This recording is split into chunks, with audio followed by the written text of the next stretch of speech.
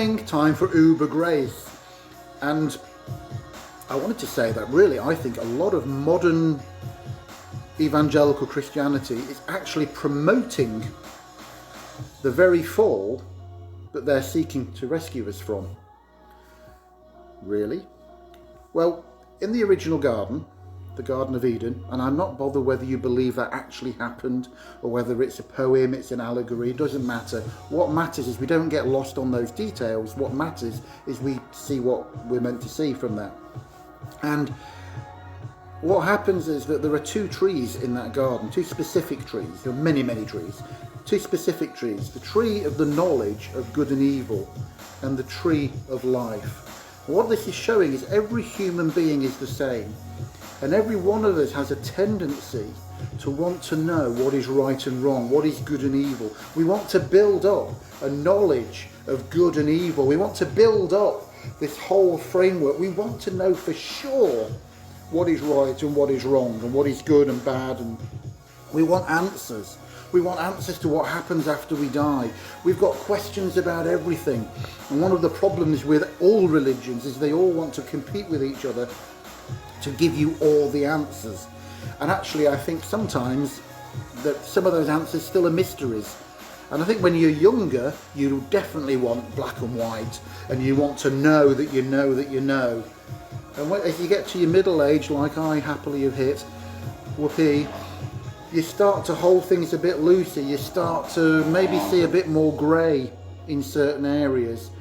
And all the youngsters think you're weird and wrong, and you just think, oh my goodness, I would hate to think like that. But we all did.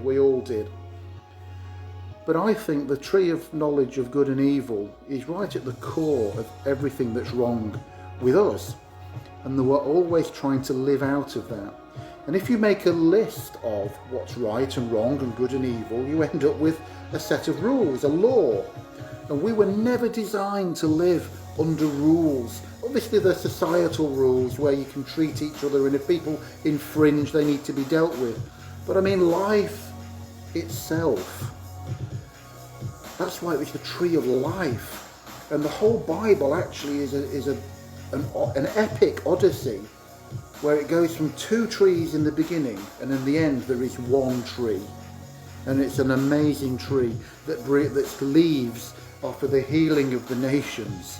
The tree of life is amazing, but lots and lots of pagan religions and stuff talk about the tree of life as if that's the only tree, and they miss out on the truth that actually inside all of us is this want all the time to know black and white, what is right and wrong, what is good and evil.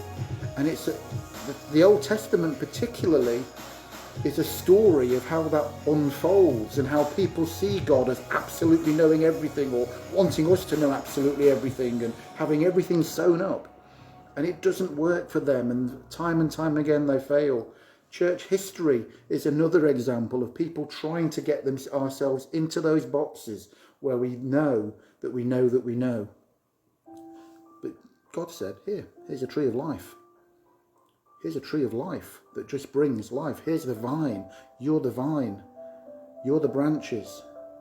I'm the gardener. So, maybe have a think about, am I barking up the right tree or am I barking up the wrong tree?